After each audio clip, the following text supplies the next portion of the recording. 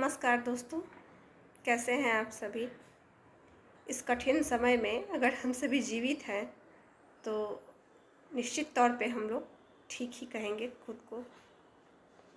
चलिए, मैं आप सभी के समक्ष क्षणमस्ता जो प्रभा खेतान जी की एक अनुपम कृति है उसका कुछ अंश लेकर के आई हूँ।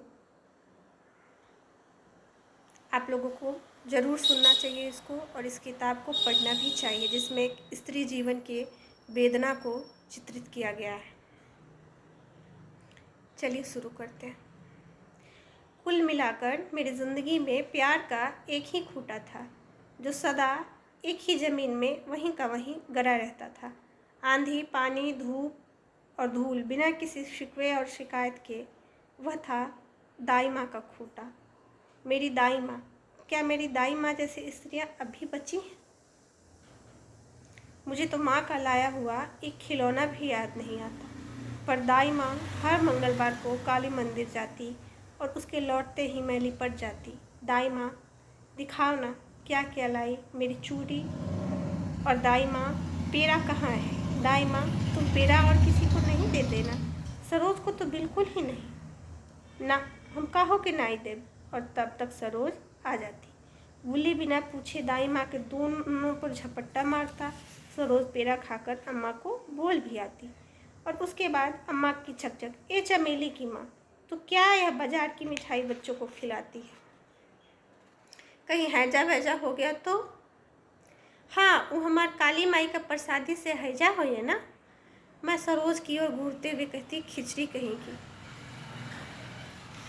ए बिटिया, का गाड़ी सिखत है तू तू तो क्यों उसको देने गई थी? अरे ठीक है, वो भी हमारी बिटिया है। नहीं दाई माँ, तेरी बेटी तो सिर्फ मैं हूँ। मैं दाई माँ के गले में हाथ डालकर गोदी में बैठी रहती। सब लोग मुझे दाई की बेटी कहते। झल्लो माई कल्लो माही आई आई, दाई माँ की बेटी आई। हमारे घर में तुकबंदी करने में छोटे भैया माहिर थे। भैया लोग, जीजी लोग सब चिढ़ाते। मैं दाई माँ की थाली में एक साथ खाना भी खाती। बिना उसके साथ खाए मेरा पेट ही नहीं भरता था। नौकरों के लिए अलग से सरसों के तेल में बनी हुई प्याज लहसुन वाली सब्जी, मसूर की दाल, भात और हरी मिर्ची दाई माँ खुद खाती और उसी हाथ से चावल दाल सान कर एक किनारे मेरे लिए रख देती। हमारे यहाँ दाई माँ या तो बरमादे में खाती थी या चौके में, पर सारा घर जब खा लेता तभी वह खाने बैठती। कभी मैं देखती उसके भोजन में सब्जी नहीं। दाई माँ, सब्जी क्या हुई? अरे वो हरिया ले गया, तूने क्यों नहीं मना किया? जाए देव, आज हम दो लोग दाल भात ही खाओ। आने दो, आज बाबूजी को मैं शिकायत करूँगी। ना बिटिया ना, छोट छोट बात कभी मर्द जात के कान में ना देवे जाए। क्या दाई माँ की ट्रेनिंग ही थी कि उससे ज़िंदगी के ठुमकों की ओर मेरा ध्यान ही नहीं गया? किसने मुझसे कितना लिया और बदले में कितना दिया, इसका मैं हिसाब ही नहीं कर सकी। आज के लिए बस इतना ही। अगले अंक में फिर आगे पढ़ेंगे किस तरह से माँ की ममता से महरूम एक बच्ची, जिसको